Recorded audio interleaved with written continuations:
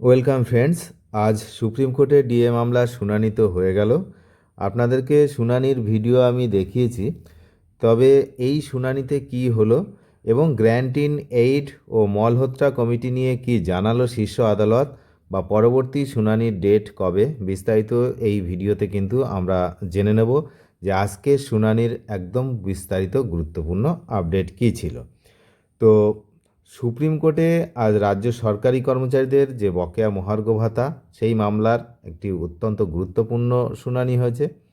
8 নম্বর কোর্টে বিচারপতি সঞ্জয় করল এবং বিচারপতি প্রশান্ত কুমার মিশ্রের ডিভিশন বেঞ্চে দুপুর 2:55 নাগাদ কিন্তু এই মামলাটি ওঠে। অন্যান্য কয়েকটি মামলা আগে শুনানি হয়েছে, সেই জন্য কিন্তু আজকে শুনানি দেরি হয়, এমনটা কিন্তু আমরা সবাই জানি যারা আমরা লাইভ দেখছিলাম। তো আজকের শুনানিতে একাধিক উল্লেখযোগ্য বিষয় উঠে এসেছে, যার মধ্যে অন্যতম হলো ইন্দু মলহোত্রা কমিটির কাছে সরকারি কর্মচারীদের দাবি পেশ এবং গ্র্যান্ট ইন এইড কর্মীদের বকেয়া ডিএ ইস্যু। আজকে প্রথম থেকেই কিন্তু এই গ্র্যান্ট ইন এইড কর্মীদের বকেয়া ডিএ ইস্যুতে তুমুল কিন্তু বাকবিতণ্ডা ওখানে কিন্তু হয়েছে। তো কি বিষয় না, আরও একটা বিষয়, সেটা হচ্ছে যে বিচারপতি দ্বয় রয়েছেন তাদের মধ্যে একজন বিচারপতি অবসর গ্রহণ করবেন 22 তারিখে। সুতরাং আজকে ওই বিচারপতির এজলাসে অর্থাৎ এই ডিএ মামলার কিন্তু শুনানি এক প্রকার শেষ, এমনটাই কিন্তু মনে করা হচ্ছে। তার কারণ আগামী 22 তারিখে ওনার অবসর গ্রহণের দিন রয়েছে। বিচারপতি সঞ্জয় করল উনি অবসর নিচ্ছেন। তো সেই কারণে এই ডিএ মামলার সমস্ত বিষয় এবং অভিযোগ যে কমিটি গঠন করা হচ্ছে ইন্দু মলহোত্রা কমিটির, সেই ইন্দু মলহোত্রা কমিটির নিকট কিন্তু সমস্ত অভিযোগ পাঠানোর নির্দেশ দিয়েছেন আদালত। কি বিষয় না, আপনারা জানেন গতকাল শুনানি হওয়ার পর তখন কিন্তু বলা হয়েছিল যে প্রতিনিধি দিতে, যারা এই কমিটির সঙ্গে এই যে প্রাক্তন বিচারপতি ইন্দু মলহোত্রার কমিটি যেটা আছে ওনার সঙ্গে এই ব্যাপারে সবসময় যোগাযোগ রাখবেন বা মিটিং ফিটিং করবেন, এরকম প্রতিনিধি দরকার তার লিস্ট দিতে। তো আজকে সেই প্রতিনিধি নিয়েও কিন্তু এক প্রকার একটু বাকবিতণ্ডা হয়, কারণ প্রতিনিধি 10 জন দেওয়ার কথা বলা হয়েছে, আর সেক্ষেত্রে কোর্ট বলেছে 10 জন অনেক বেশি হয়ে যাচ্ছে, 5 জন করতে হবে ওটা। তো এই নিয়ে কিছুটা সময় গেছে শুনানিতে। তো সেখানে কারা কারা থাকবেন, কর্মচারী সংগঠনের নেতারা থাকবেন নাকি তাদের আইনজীবী থাকবেন, এই নিয়ে কিন্তু একটা কথোপকথন চলে। তো এখন বিষয় হচ্ছে যে এই যে ডিএ মামলার এখন এই সমস্ত বিষয়গুলো এই বা অভিযোগ, যা যা অভিযোগ রয়েছে, বিশেষ করে গ্র্যান্ট ইন এইডদেরও যেমন অভিযোগ রয়েছে, এই সমস্ত অভিযোগ কিন্তু নবগঠিত যে ইন্দু মলহোত্রা কমিটির নিকট পাঠানোর নির্দেশ দিয়েছেন আদালত। আদালত স্পষ্ট জানিয়ে দিয়েছে ইতিমধ্যে একটি বিশেষ কমিটি গঠন করা হয়ে গেছে এবং এখন থেকে মামলাকারীদের সমস্ত অভিযোগ বা বক্তব্য যা থাকবে তা ওই কমিটির কাছে তুলে ধরতে হবে। মামলাকারীদের তরফ থেকে কারা প্রতিনিধি হিসাবে কমিটির কাছে যাবেন সেই তালিকাও এদিন আদালতে জমা দেওয়া হয়েছে। বিচারপতি জানিয়েছেন কমিটি এখন থেকে সমস্ত দাবি দাবা খতিয়ে দেখবে। তার মানে পুরো বিষয়টা কিন্তু নিজেদের ঘাট থেকে ঝেড়ে ফেলে দিয়ে পুরোটাই কিন্তু ওই দিকে বাইপাস করে দিল আজকে, যেটা আমরা বুঝলাম যে এই যে কেস, এই কেসটার পুরো বিষয়টাই কিন্তু এই যে প্রাক্তন বিচারপতি ইন্দু মলহোত্রার কমিটি এবং এই যে নতুন যে 5 জন হোক বা 10 জন হোক যে প্রতিনিধিদের নিয়ে একটা কমিটি গঠন হচ্ছে, একটা বিশেষ দল গঠন হচ্ছে, তো এই তারাই কিন্তু এখন পুরো বিষয়টা তদারকি করবেন।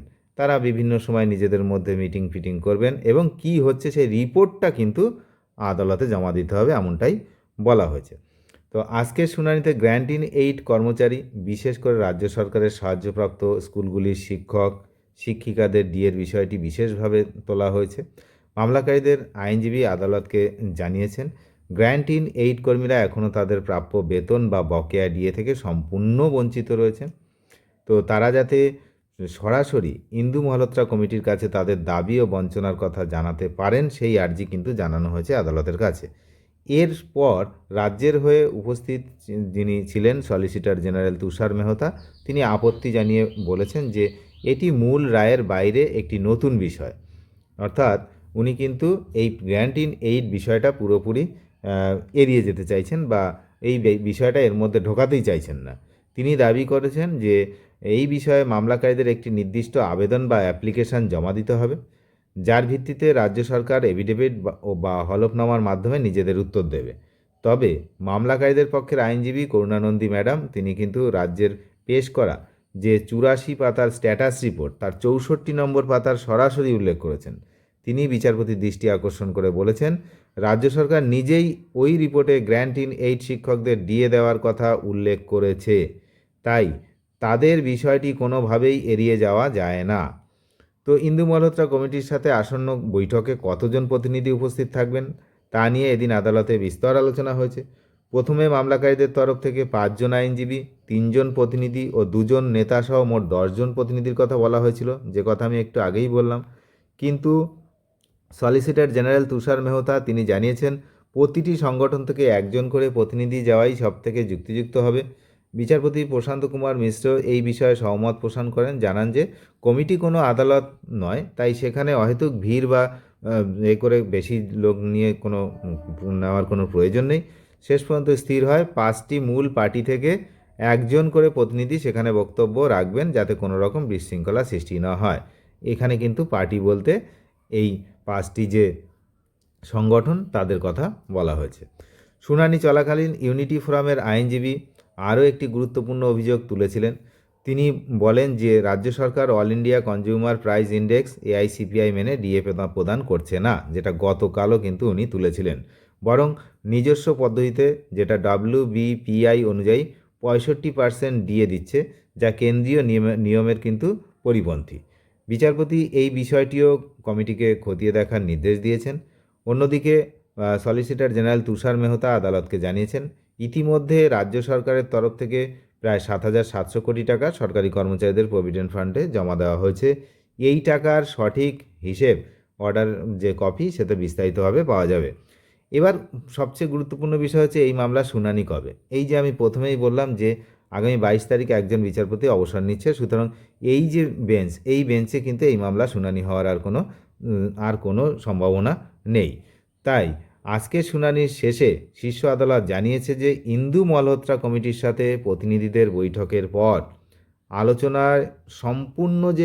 আলোচনা যেটা হবে তার সম্পূর্ণ সারাংশ একটি কিন্তু সাপ্লিমেন্টারি এফিডেভিট বা অতিরিক্ত হলফনামা আকারে সুপ্রিম কোর্টে জমা দিতে হবে। সেই রিপোর্ট জমা পড়ার পরেই ডিএ মামলার পরবর্তী শুনানির দিন ধার্য হবে। তাহলে পরিষ্কার বোঝা গেল, আগে মিটিং, তারপরে সেটা নিয়ে সেই রিপোর্ট জমা সুপ্রিম কোর্টে, তারপর এই ডিএ মামলার পরবর্তী শুনানির দিন ধার্য হবে। কারণ বিচারপতি সঞ্জয় করল অবসর নিচ্ছেন, তাই পরবর্তী শুনানি বিচারপতি প্রশান্ত কুমার মিশ্রের বেঞ্চে হওয়ার সম্ভাবনা প্রবল, এবং সেটা কিন্তু এখন আমরা কিছু বুঝতে পারবো না, কারণ এইগুলো এখন কবে হবে, কতদিন সময় লাগবে সেই বিষয়টা কিন্তু কেউ জানে না। তো রাজ্য সরকারি কর্মচারী এবং গ্র্যান্ট ইন এইড শিক্ষকদের এখন মূল লক্ষ্য থাকবে এই ইন্দু মালহোত্রা কমিটির বৈঠক এবং সেই সংক্রান্ত সুপ্রিম কোর্টের রিপোর্টের দিকে, আর প্রতিনিধি ওখানে পাঠানো।